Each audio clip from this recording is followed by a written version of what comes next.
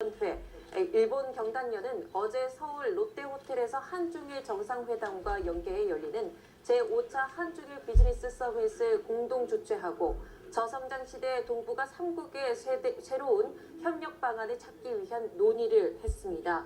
3국 경제단체는 경제계 간 협력과 교류 증진 등 경제 협력을 강화하기 위한 양해각서를 체결했습니다. 주관으로 열리는 이번 회의에는 양국 국방, 외교 고위 관계자들이 참석합니다. 회의에선 잠수함 발사 탄도미사일과 노동당 창건 70주년 열병식 때 등장한 개량형 KN-08 미사일 등 점증하는 북한의 핵과 미사일 위협에 대한 평가와 함께 억제 방안이 논의됩니다. 또 한미일 안보 협력과 관련해 대북 정보를 3국이 원활하게 공유하는 방안도 협의됩니다. 양국 장관은 북한의 탄도미사일을 탐지, 교란, 파괴, 방어하기 위한 4D 작전 개념의 이행 지침을 승인할 예정입니다. 연합회와 연석회의를 열어 역사교과서 국정화 당위성을 놓고 토론합니다. 참석자들은 올바른 역사교과서 필요성과 집필 방향 등에 대해 논의할 예정이며 교과서 개선 특위는 오늘 토론회를 마지막으로 활동을 사실상 마무리할 계획입니다. 의견서를 정부에 전달합니다. 문재인 대표는 오늘 오전 국정화에 반대하는 국민 의견서에서 내용을 성명서를 통해 발표하고 오후에는 당 국정화 저지특위를 중심으로 세정시 교육부 청사를 방문해 서명과 의견서를 제출할 예정입니다.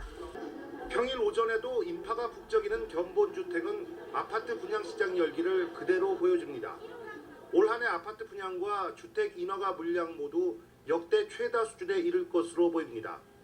분양 홍수 속에 올해 서울 아파트 분양가는 평균 1,830여만 원, 기존 아파트 매매가의 115%로 뛰는 등 가격도 계속 치솟고 있습니다.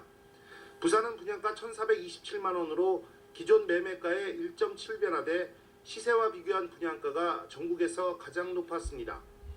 청약 열풍이 분양가를 끌어올리자 집값 거품이나 미분양 증가로 이어질 가능성도 커지고 있습니다. 자동차 정비 수가가 크게 인상됐던 지난 2010년 이후 처음으로 자동차 보험료가 오릅니다.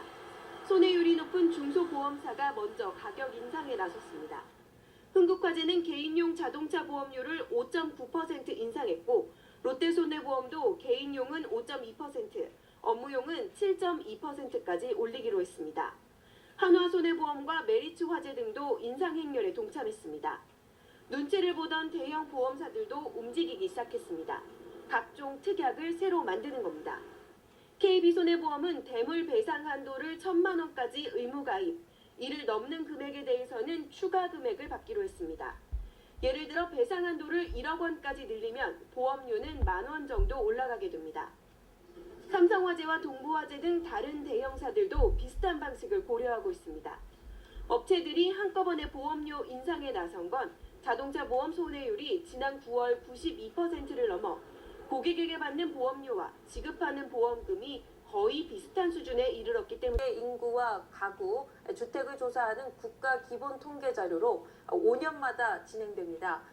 1925년 첫 조사를 시작한 이후 모든 가구를 방문해 조사하는 방식이었지만 올해부터는 주민등록부와 가족관계증명서 등 자료를 활용하고 심층조사가 필요한 항목만 전 국민의 20%인 표본 가구를 선정해 조사하는 방식으로 바뀌었습니다. 지난달 19일 첫 환자가 발생한 건국대 동물실험실 집단 폐렴. 사건 발생 2주 만에 폐렴 증상을 보이는 의심 환자는 모두 49명으로 늘었습니다. 특히 폐렴 관찰 대상자의 경우 508명이 추가돼 모두 1,472명으로 대폭 늘었습니다. 기존 학생과 교직원 외에도 해당 건물을 정기적으로 출입하는 학생까지 관찰 대상에 넣기로 했기 때문입니다. 질병관리본부는 관찰 대상자들 가운데 현재까지 특이 사례는 확인되지 않았다고 밝혔습니다. 의심 환자들 역시 의료기관 7곳에 분산돼 격리치료를 받고 있고 대부분 발열, 근육통 등 가벼운 증상이라고 설명했습니다. 을 위해 경찰에 맡겨놓은 엽총이나 공기총을 반출할 때는 위치정보 수집 동의서를 쓰고 반드시 휴대전화 위성 위치 확인 시스템을 켜놔야 한다고 밝혔습니다.